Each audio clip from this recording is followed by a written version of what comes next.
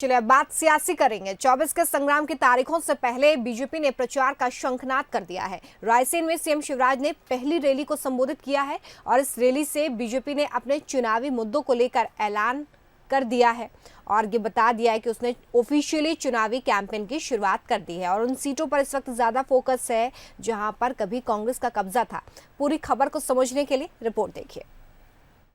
मैं प्रभु राम जी आपको बधाई देता हूं और आपका स्वागत करता हूं।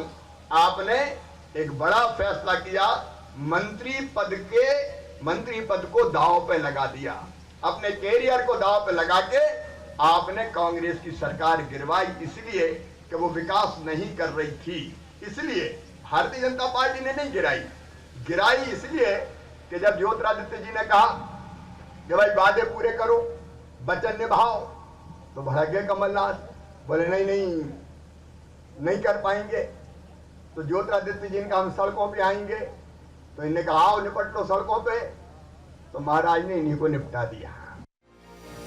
बीजेपी के शिव और विष्णु ने उपचुनाव प्रचार का शंख फूंक दिया है। अपनी पहली रैली में मुख्यमंत्री ने कांग्रेस के सबसे बड़े मुद्दे पर हमला बोला। उन्होंने साफ कहा, बीजेपी ने कांग्रेस की सरकार नहीं गिराई, वचन पूरे नहीं होने और अपने अंतर्द्वंद के कारण सरकार गिरी थी। प्रभुराम चौधरी के क्षेत्र रायसेन में हुई इस रैली में पूर्व मंत्री शेजवार भी उनके साथ खड़े दिखाई दिए। मध्य प्रदेश के उपचुनाव में प्रचार का आगाज शुरू हो गया है। बीजेपी की शिव और विष्णु की जोड़ी आप देख रहे हैं कि कार्यकर्ताओं के घर पहुंच रही हैं और कार्यकर्ताओं के घर पहुंचकर उनसे सीधा संवाद कर रही हैं। मुख्यमंत्री शिवराज सिंह चौहान ने अपने पहले चुनावी भाषण से साफ कर दिया है कि अगले चुनाव में केंद्र के बड़े फैसलों की सफलता, धारा 370, राम जन्मभूमि विवाद और सीएए को भी जनता के सामने लेकर जाएंगे। केंद्रीय मुद्दों के साथ ही पहले की कांग्रेस सरकार और उसके दिग्गज नेता भी निशाने पर रहेंगे। हालिया वायरल वीडियो को लेकर सीएम शिवराज ने पूर्व सीएम दिग्विजय सिंह पर बड़ा हमला बोला। ये दिग्विजय सिंह इंटरनेशनल झूठे हैं।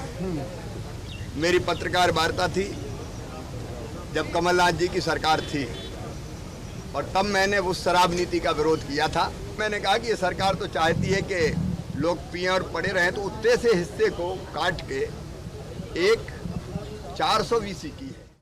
मध्य प्रदेश का बल्लभ भवन दलालों का अड्डा बन गया था कमलनाथ के राज में।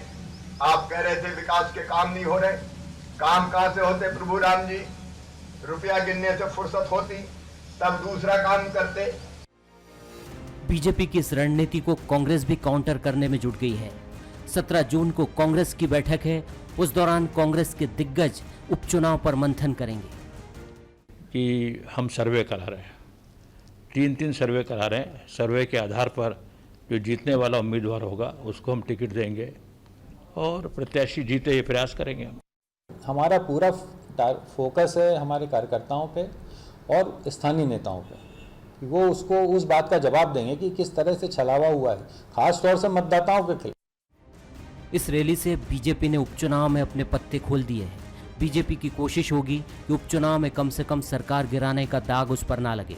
साथ ही ये कोशिश भी होगी कि सिंधिया और उनके 22 समर्थक यूं ही मंत्री पद त्याग कर बीजेपी में नहीं आए हैं।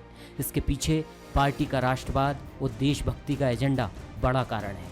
उधर कांग्रेस कर्ज माफी, बिजली बिल और भावनात्मक मुद्दों के अलावा क्या लेकर आती है, इसका इंतजार रहेगा। रायसेन से जुगल किशोर शर्मा के साथ ब्यूरो रिपोर्ट, बंसल न्यूज।